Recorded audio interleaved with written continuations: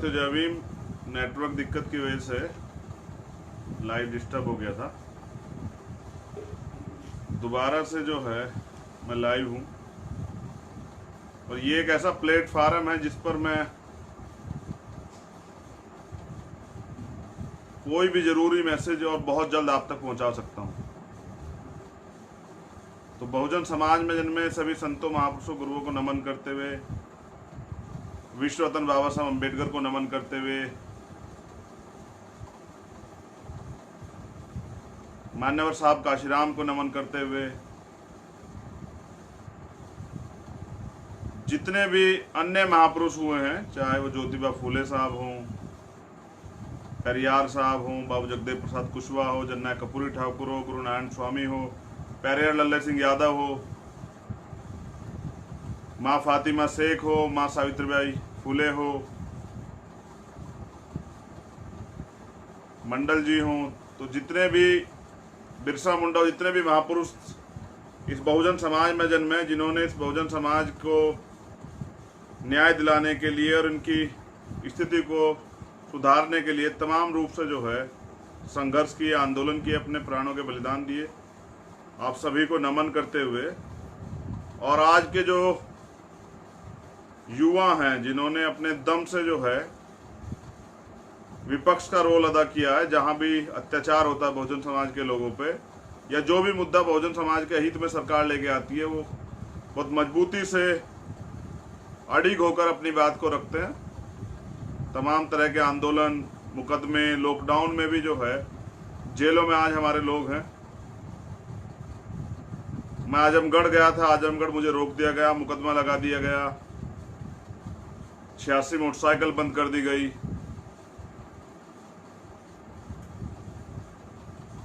साइकिलें हमारी छीन ली गई, ऑटो हमारे छीन लिए गए। तमाम तरह से जो है हमारे लोगों को डराने के लिए, धमकाने के लिए कार्रवाई की गई।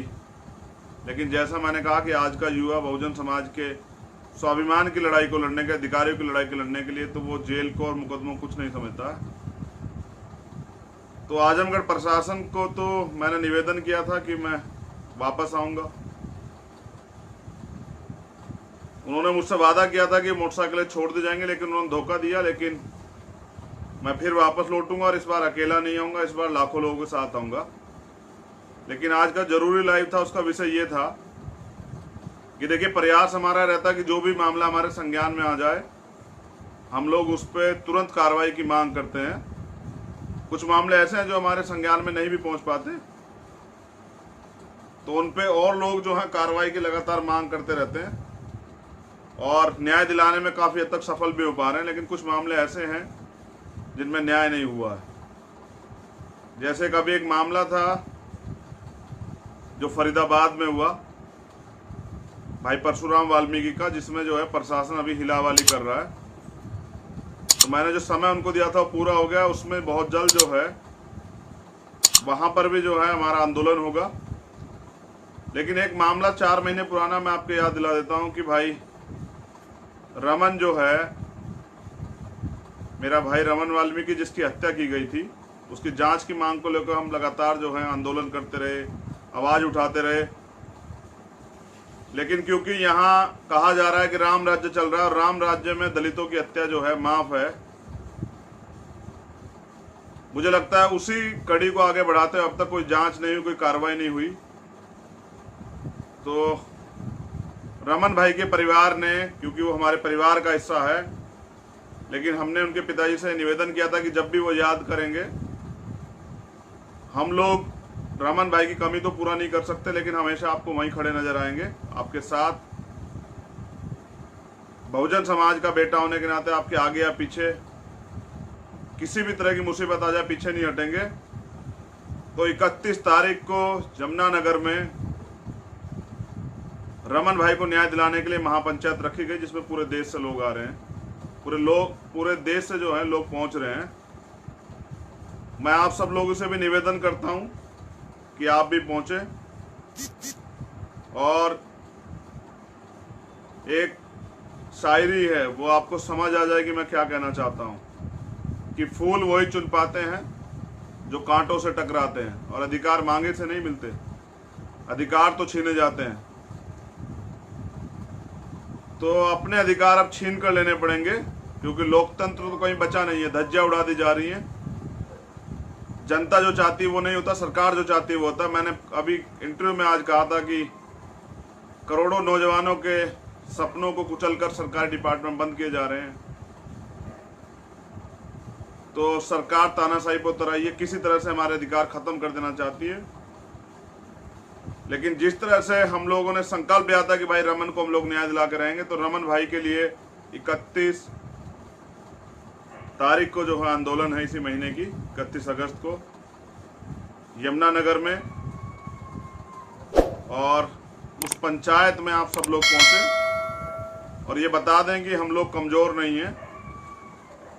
हम वहाँ न्याय की आवाज उठाने और अपनी एकता को दिखाने या बताने कि हम एक हैं और हम एक रहेंगे और हम टुकड़ों में नहीं बटेंगे, और हम साबित करेंगे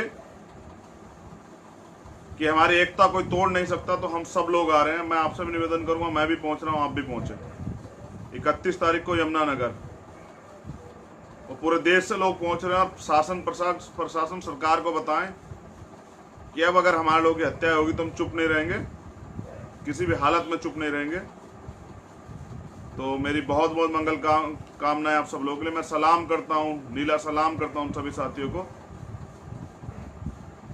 जो पूरे देश में लॉकडाउन में भी जब भी कहीं अत्याचार होता है तो अपनी जान की परवाह न किए बगैर सड़कों पर आकर आंदोलन करते हैं और न्याय दिलाने का काम करते हैं शोषित वंचित गरीब समाज को, जिनकी हक आवाज को कभी उठने नहीं दिया गया। और जिन लोगों ने उठाने का प्रयास किया, रमन भाई जैसे लोगों ने, उनकी आवाज को बंद कर दिया गया।